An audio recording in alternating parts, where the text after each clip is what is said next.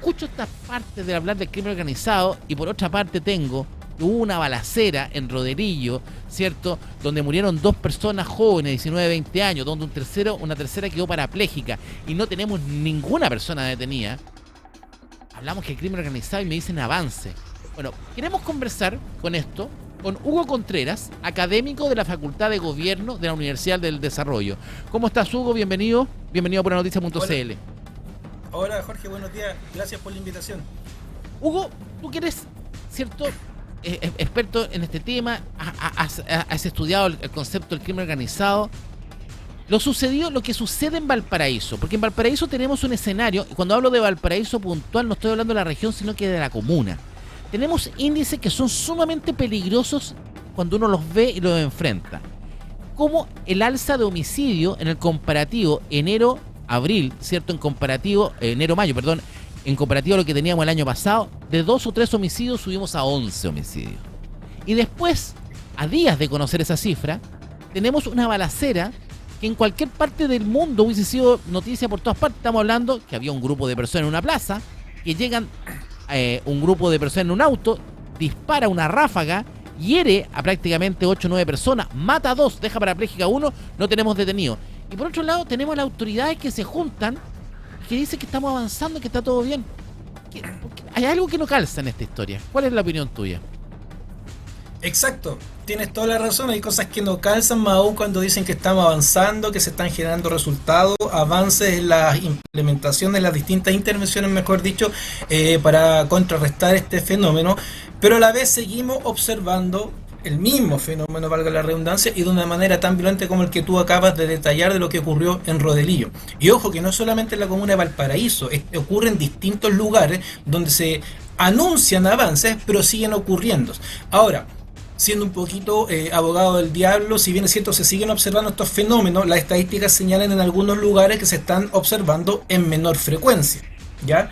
Pero la violencia con la cual siguen observándose y al mismo tiempo al no ver resultados desde el punto de vista de la prevención o que dejen de ocurrir, eso es lo que se contradice con los anuncios de que hay buenos resultados o resultados positivos. Por ejemplo, el 30% de avance en el cumplimiento de las metas que señalas para la región de Valparaíso.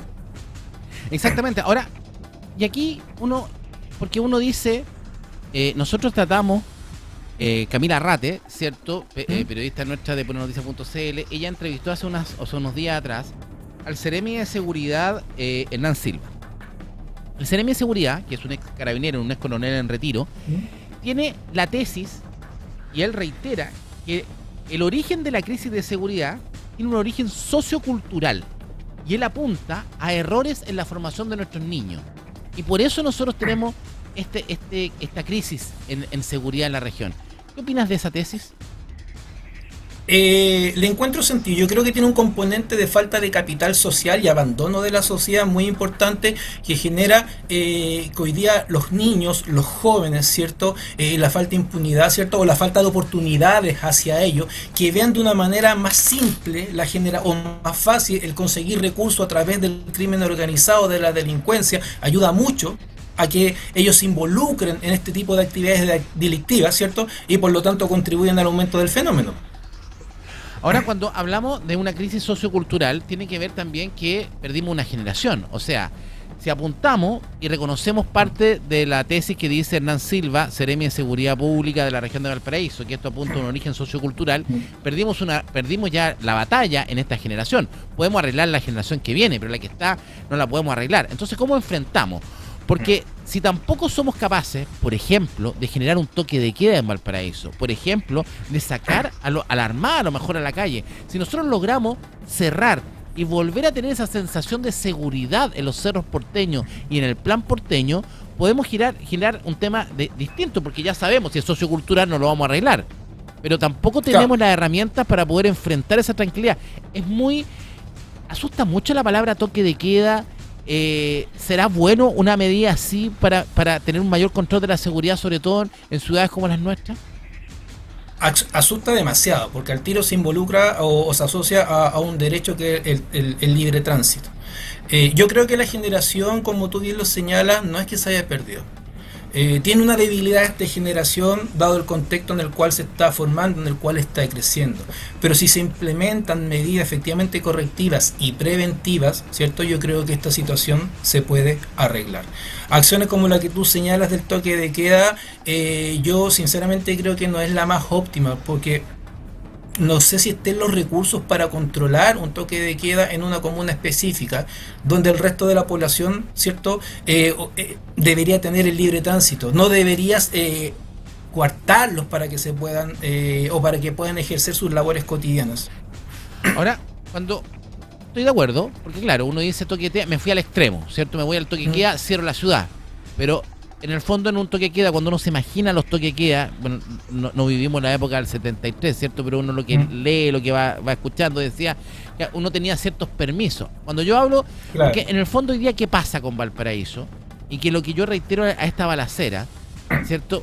Porque imagínate, estamos hablando de una balacera que ocurre a las 9:20, 9:30 de la noche, ¿cierto? De un día de semana, donde hay un grupo de jóvenes compartiendo en una plaza, aparece un auto y empieza a disparar. ¿Cómo detienes eso? ¿Cómo lo paras si no es con un toque de queda? ¿Cómo evitas que un episodio así se vuelva a repetir en Valparaíso? Ahí es donde uno dice qué medidas tiene. Y nos encontramos con otro problema. Además, ahora Hugo, porque y yo creo que es el problema mayor que le ha costado mucho a la autoridad enfrentar. No tenemos carabineros. Hoy día la falta de unidades policiales es muy grande, ¿o no?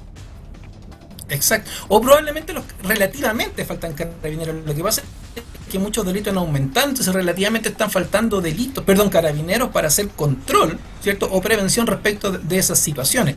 Pero es verdad que las tasas de postulación, ¿cierto? De carabineros o los mismos carabineros que se están retirando son mayores respecto de años anteriores. Ahora, lo que tú señalabas respecto de este auto que llegó y disparó, ¿cierto? A estos jóvenes que estaban reunidos, viene hace años, no solamente de este gobierno, del gobierno anterior, el tema de la recuperación de barrios. Por un lado va el tema de recuperación de los barrios, de los espacios públicos, y por otro lado también va el control del crimen organizado. Esta figura, lo que ocurrió en Rodeligo, tiene todo el contexto, por así decirlo, que podría haber sido, probablemente, me voy a arriesgar, a una vendetta, en el sentido que viene un auto, dispara y quizás quiso atacar al otro grupo, ¿cierto?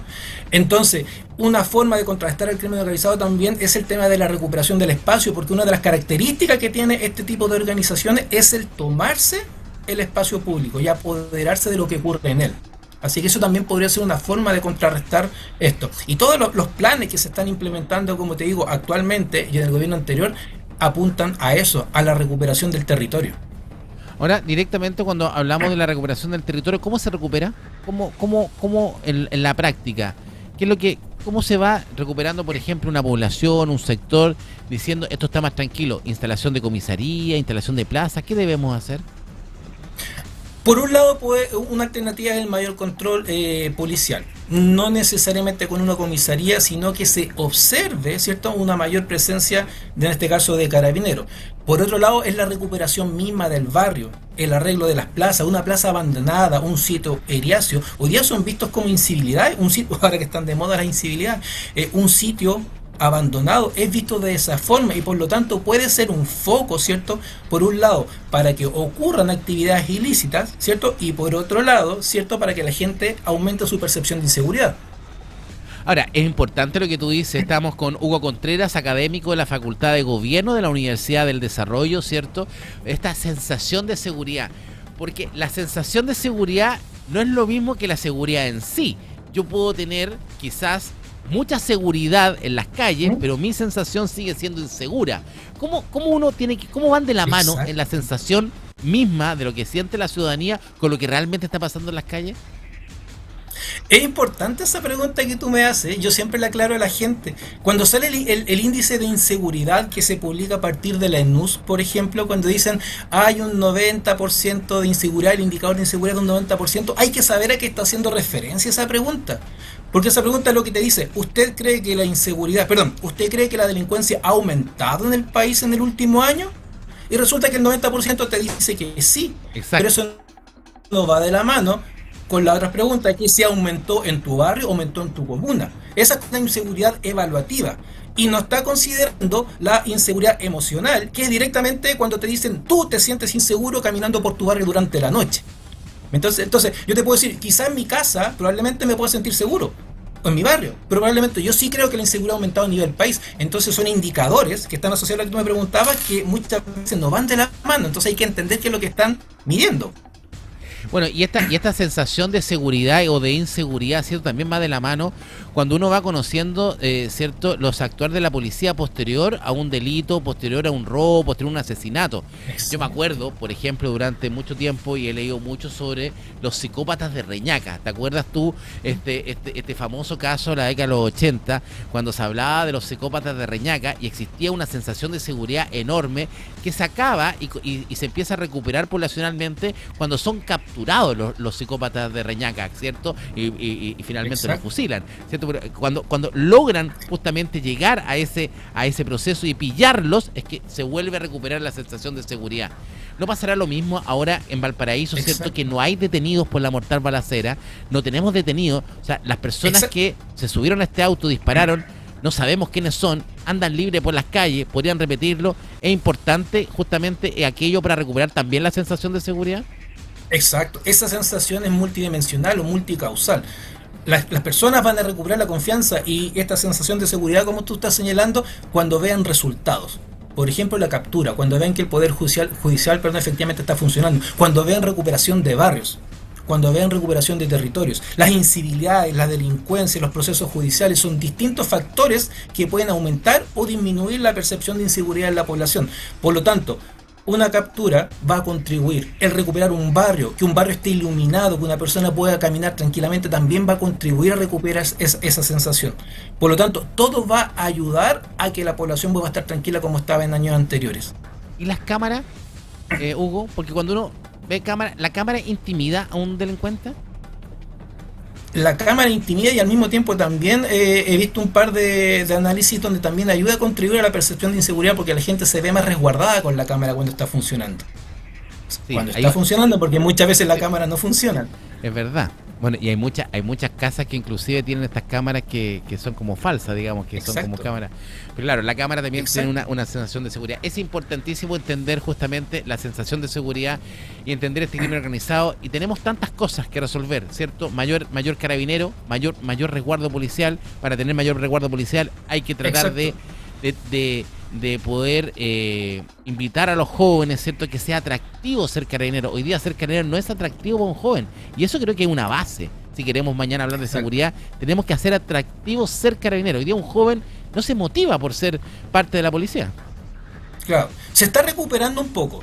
Después del estallido social, después de la pandemia, las bajas en las postulaciones, el atractivo, como tú estás señalando, bajó considerablemente. Pero en los dos últimos 2-3 años esto está aumentando. Si bien es cierto, no ha alcanzado los valores que tenían en el año 2018, 2017, 2015 en realidad, porque ahí hubo una baja también, de alguna otra forma está aumentando este atractivo. Se cambiaron muchos requisitos para postular y poder ser carabinero, por lo tanto, esto se está ayudando a volver a tener los niveles de postulación y de admisión que teníamos hace 10 años. Esperemos que eso se pueda normalizar. Yo creo que ahí está la clave. Hugo, muchas gracias por este contacto. Hugo Contreras, académico de la Facultad Gracias de Gobierno de la Universidad del Desarrollo. Vamos a estar en contacto, ¿cierto? Analizando todo lo que tiene que ver con crimen organizado. Gracias, Hugo. Gracias, buen día. Estando conversar, ¿cierto? ¿Por qué? Porque hay que ir entendiendo, ¿cierto? Las palabras del Ceremi. Me encuentra razón el Ceremi, dice que una parte. A mí me gusta el toque de queda, fíjese. Estoy muy facho, me dicen. No, me gusta el toque de queda. Porque creo que nos da un orden, ¿cierto? Al Ceremi tampoco le gusta el toque de queda. Es mal visto, es como retroceder. No sé, busquemos. No sé, a mí me gusta tener estos cordones de seguridad. Es que cuesta entender que en una plaza llegue un auto y pegue balazo. Pero eso está pasando. Y además que no encontramos a los culpables. Sigamos con las informaciones.